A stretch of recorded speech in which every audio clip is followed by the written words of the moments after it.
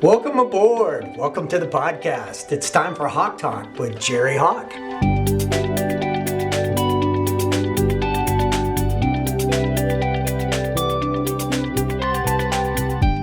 So today in this Haack Talk episode, we've got behind the camera Ryan Kulka, and he is one of the principals.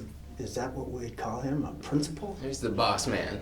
He's the freaking dude. Yeah, he's the behind man. the camera. And DJ has helped me with putting these Haack Talks on the air. So DJ, say hello. Hello world.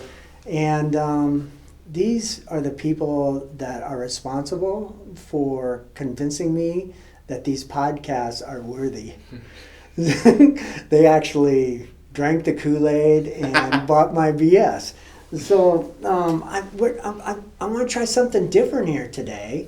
And you guys have been listening and giving me great feedback, and I really appreciate that. We're having a good time.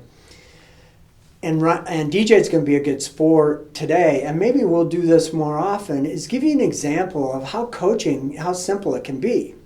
It's really simple. And it's not therapy.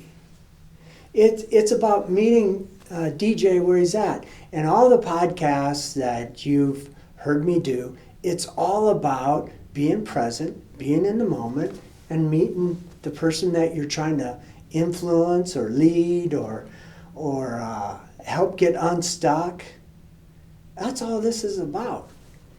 So, appreciate you just be loose. Not attached to any outcome. I don't want you to be attached to any outcome. I want to read something here because this is really important, because people get a lot of misconception about what coaching is. Sure. And here's what I've been told about my coaching.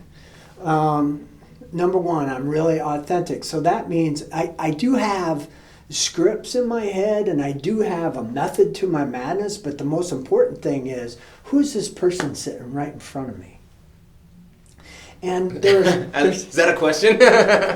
no, we don't have enough time for you to try to answer that, because you're way deep. Yeah. So there's three levels of listening, and this is the part that I want everybody at home to understand. Is the first level of listening is what I call first person. Now, there's different ways of saying this, but if you think about it in first person, like, for example, you ask me the simple question, hey, Jer, how was your weekend? And I start to tell you about my weekend. You go, and then you interrupt me because it resonates with you. And you start telling me about your weekend, and you didn't even hear me. Mm-hmm. You ever had that happen to you? Okay. Yeah. So the second level of listening is what I've had to teach my sellers, people in the business. Like, you guys are doing a fantastic job with these big companies, small companies, and your whole number one objective when you first meet them is to listen to every word they say and pick it up like a laser, being able to repeat everything back word for word. That to me is like second person. Okay. It's all about you. Yep. All about you. Write everything down, being able to articulate it back. So the third level of listening is being able to feel it, the emotional impact. Okay, you're telling me something, I'm feeling it.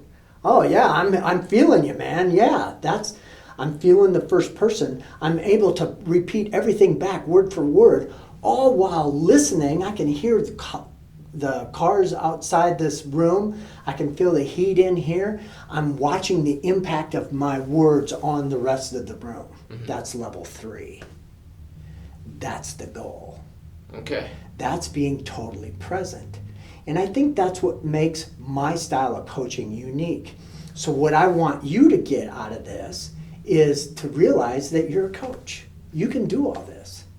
And I put this clearing model up here as an understanding or a method of people that are watching this to see how I dance around this. Okay. So before I start, I want to read you this. And I don't know if it's an old tale.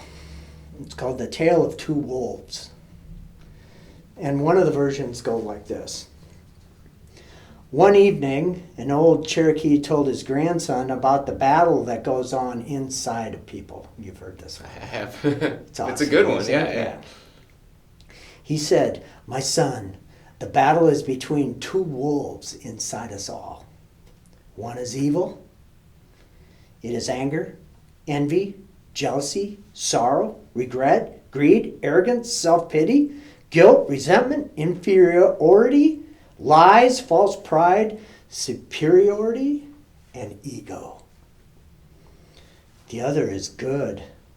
It is joy, peace, love, hope, serenity, humility, kindness, benevolence, empathy, generosity, truth, compassion, and faith." The grandson thought about it for a minute and then asked his grandfather, "Which wolf wins?" And the old Cherokee simply replied, "The one you feed." So what coaching is about is becoming more aware of the things you can't be with. All right? And today, all we're going to do is model it. So, let's start. You ready? I'm ready. All right.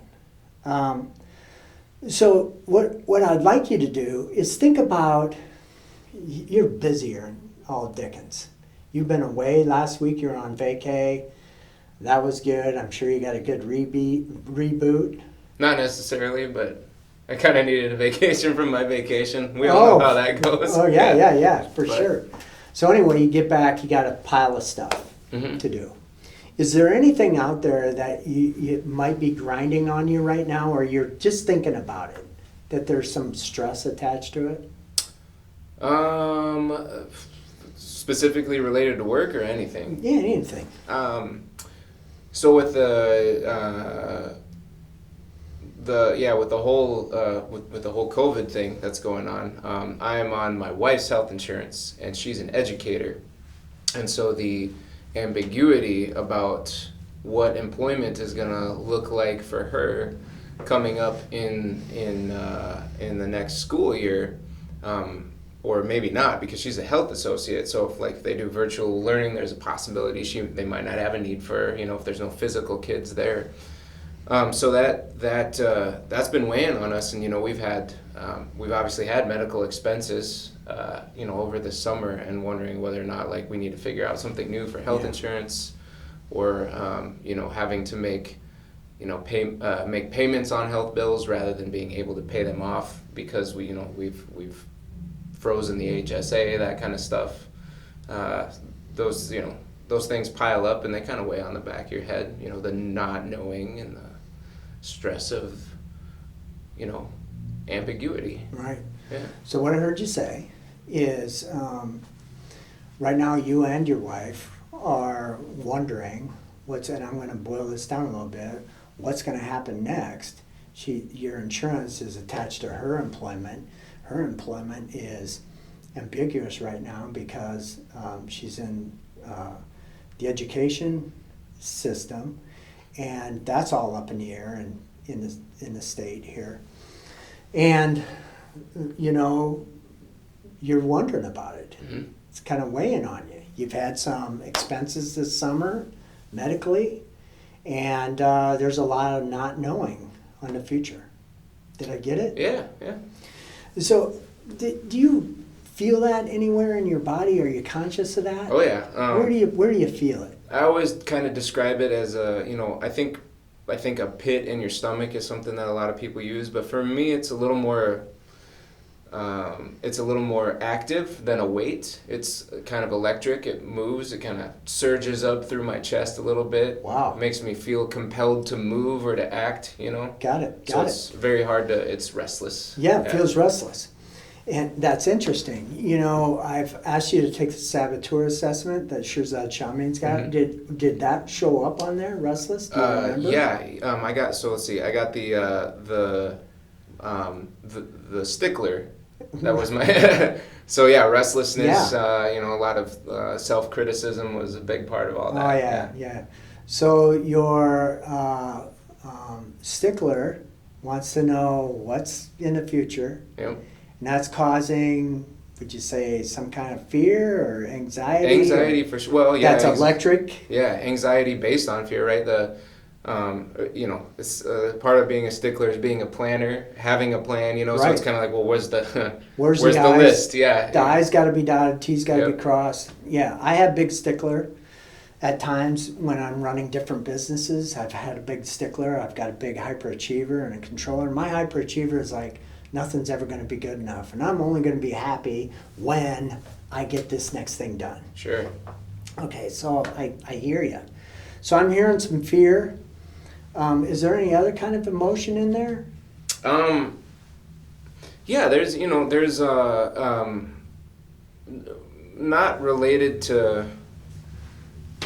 There's a different thing that kind of gets in the way. I don't feel like it's. It gets entangled with that, but my brain kind of compartmentalizes things a lot of times. But the current climate, of just the social conversation, and the way people are behaving generally right now is there's a lot of judgment and shaming and stuff like that happening in just sort of the general public vernacular. And I got some history with bullying, and I don't really like bullies, and I don't like bullying behavior.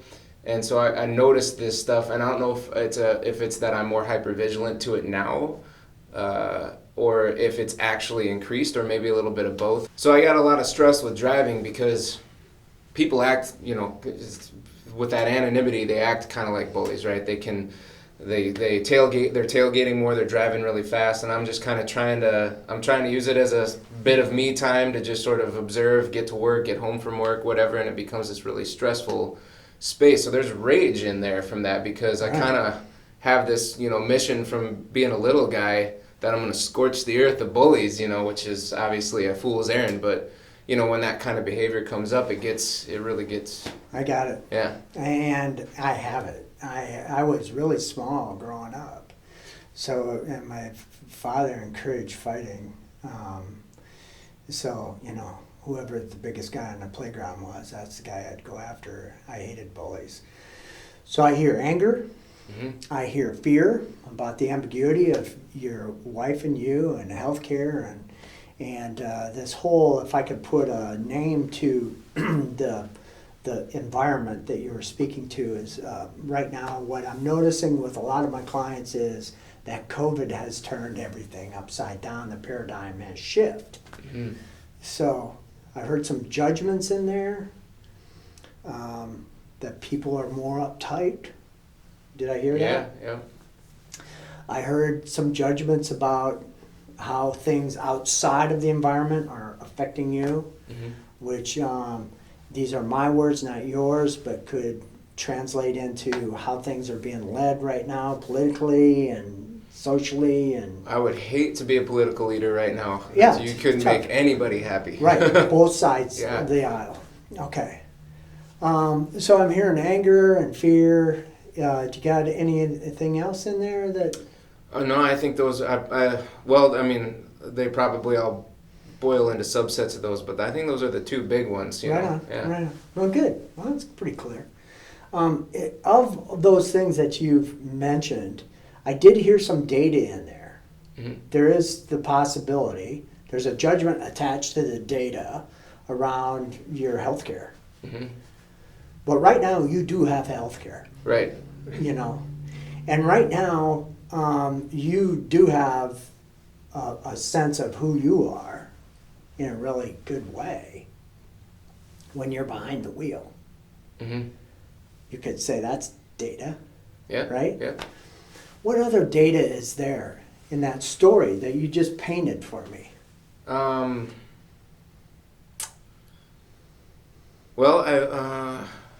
There's I don't know. I feel like this is gonna be tough to sort out judgments from data. So there's gonna be a couple of judgments in here. I have kind of left the social media scene personally because I was noticing that as I was on it, it was ratcheting up my anxiety. That's data. Yeah. That's I statements. You were talking to I statements. So anytime I speak in I statements of when I'm on Facebook, I feel this. A feeling is attached to it, and am I judging people? Maybe, I don't know. But I hear you. All right. And you're taking a break from social media. Yeah. It's that whole thing about perceptions, right? I don't know if people are actually being more judgmental, hard to tell. But I know that I feel more anxious, and I feel a sense of danger around saying something that someone will judge. So to me, it just felt safer and more calming to step back from it, and that was a choice that I had control over. So I did. Nice. So what else could you do today to give you more of a calming? There's a lot of that I could do today. Today, I feel better when I exercise, which I already did do today. I've learned that it's not so much working out that's hard. It's always just getting the motivation to start that's hard. So as long as I kind of knock that out earlier in the day, I feel like my days go calmer. So nice. So I've felt that, and I am making active choices to do that. So exercise. Exercise, yeah.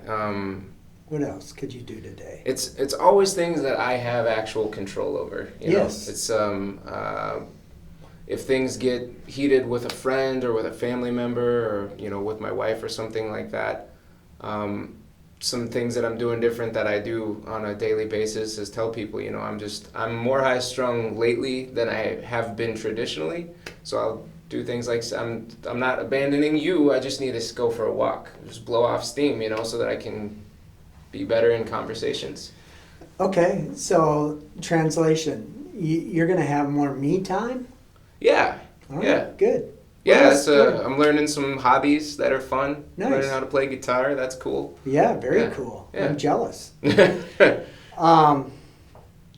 So I've got a challenge for you. What I heard you say, what you wanted is to stay engaged with your health, which is exercise, going for a walk, having some me time, taking the stress out of your life, the things that are emoting stress. You're choosing consciously to put them aside. You're being very clear with the people around you that, hey, it's not you, it's me. Okay. Did I miss anything?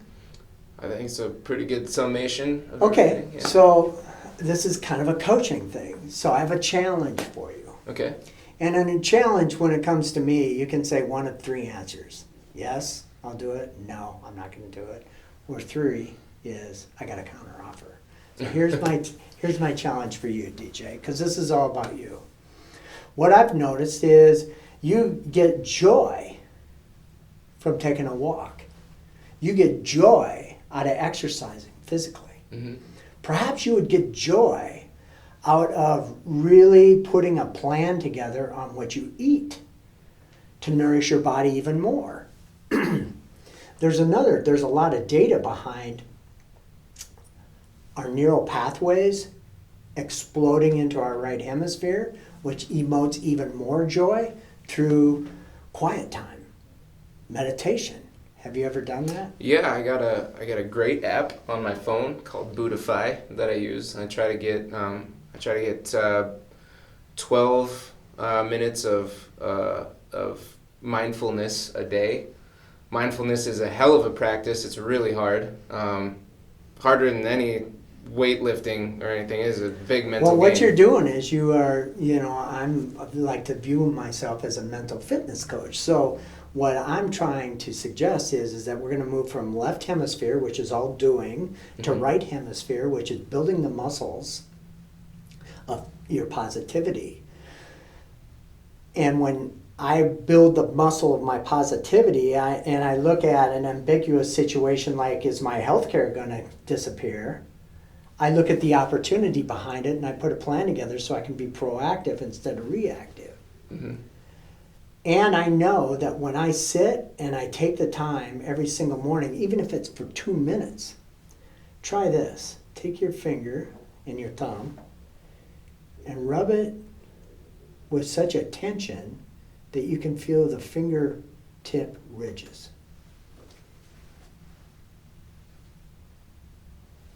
They're bigger on my thumb than they are on my fingertip. So you're feeling it, right? Yeah. You've just accessed your right hemisphere. And this is where calm is at. So when the stress comes your way, Oh, just a little thing like that, huh? paying attention to your breathing. So the challenge I have for you is to get a couple minutes in once an hour, especially when you're in a stressful situation, you got client work going on, or maybe family, or having a crucial conversation with your wife about finances or with your insurance. And that's part of the challenge. The other part of the challenge is to write down every single night, 1 or 2 sentences, what you noticed that day from doing that little exercise. Okay. Are you up to doing that? Yeah. Boom. It's an example of a coaching situation. Obviously, the follow-up with him making a commitment, I'll ask you this. Are you willing to have me check with you, or let's make it even better. Will you be willing to send me an update a week from today and let me know how you're doing on your process? Yeah, absolutely. All right. All right. That's it. Thanks, DJ. You bet.